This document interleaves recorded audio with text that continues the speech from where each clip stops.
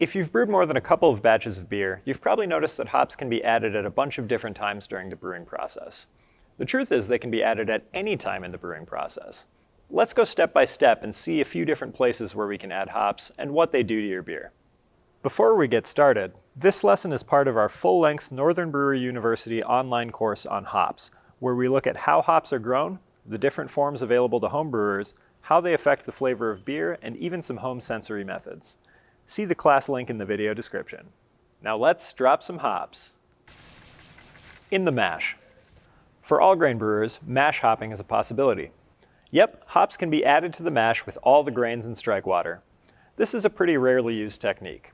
Since the hops aren't boiled, there's very little bitterness added, but since there's a hop infusion that then goes through the boiling process, there's a uniqueness to mash hopping that makes it worth trying for things like classic European lagers or other beers where a subtle hop character is important.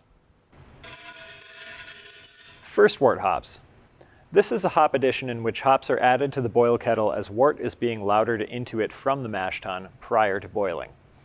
Since the hops stay in the kettle during boiling, bitterness is extracted, and some reports suggest that it's a smoother and more well-rounded bitterness than a simple boil addition. This hasn't been thoroughly explored though, in my opinion, so it's hard to say with certainty whether or not it has a serious effect. It's a worthwhile experiment though. For your next brew, consider adding the 60-minute addition as you were lautering wort. Extract brewers could approximate this by adding those hops at the same time as steeping grain. Boil hops. Boil additions are the bread and butter hop additions that you'll see in nearly all recipes. It's a practical time to add hops that gets consistent results. Depending on when hops are added, they contribute different things. Note that the following time ranges are general guidelines. Bittering additions, 90 to 45 minutes or so, with the 60-minute addition being the most common.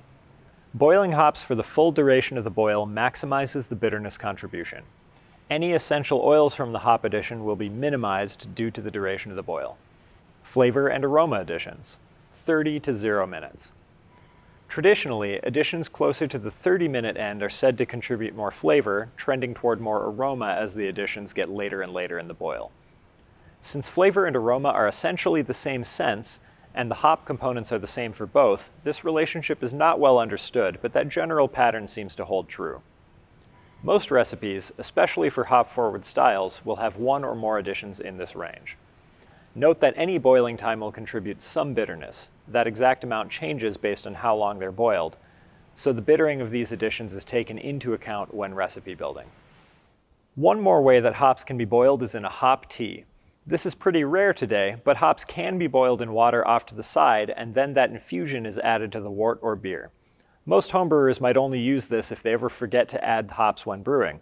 Usually that only happens if you hit the homebrew a little too hard during your brew day. Hop stand or whirlpool hops. These are any hops added in the kettle once the heat has been turned off. It's common for there to be a 10 to 15 minute steeping period before chilling begins. Much like late boil additions, the intent behind a hop stand is to add plenty of hop aroma while minimizing bitterness. It's common to make a whirlpool by steadily stirring the wort in one direction and then letting it spin to a halt. This often helps hop debris settle into a nice neat pile in the center of the bottom of the kettle. If you have a pump recirculation system, a whirlpool can be created that way as well. Hop back. A hop back is essentially a filter which uses whole hops as the filter medium. This clears chilled wort and removes trub while adding hop aroma and flavor. This is pretty rare for homebrewers to do due to the difficulty in acquiring leaf hops and the fact that it results in extra equipment to clean, but something like the Blichmann Hop Rocket is the perfect tool for the job. Dry hops.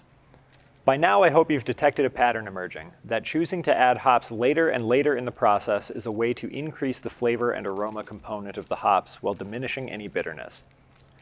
Dry hopping is the pinnacle of this concept, where hops are added directly to the fermenter. This isn't a new idea, but modern craft brewers making IPA have certainly taken it to the next level, with multiple dry hop additions at different times in fermentation. Traditionally, dry hops would have been added after fermentation was largely completed, but today you'll find recipes that have you adding hops 3 or 5 days into fermentation, or even sooner. Dry hopping adds a very fresh and intense level of hop aroma. Dry hopping can also be done at packaging and is common in English cask-conditioned ales. Adding dry hops at this time is not so common for homebrewers due to the practical issues of having hop matter in kegs or bottles. It's also ideal if the hop matter can be removed from beer unless it is to be consumed quickly. The final stage in the brewing process is of course serving and drinking, and a Randall adds hops at this point. You won't usually see this outside of festivals and other places where creative brewers hang around, but a Randall is a chamber in line with a draft system where whole hops are loaded and the beer passes through before filling a glass. It's conceptually similar to a hop back in that the liquid passes through the hops on the way to somewhere else. It's unusual, adds a lot of fresh hop flavor, and is certainly impressive. As you can see, there's no shortage of ways to use hops in your brewing. As homebrewers, we're uniquely situated to be able to play around and experiment with however we want to use hops, sometimes even more so than our pro brewing counterparts because we make beers on smaller scales and it doesn't matter if we make one that doesn't quite work out the way we expected it to. So if you haven't heard of or tried some of these techniques, give them a whirl and see what difference they make. Again, this lesson is part of our Northern Brewer University Ingredients Series class on hops. For more information on this course and all of our NBU classes, visit northernbrewer.com/university or see the link in this video description.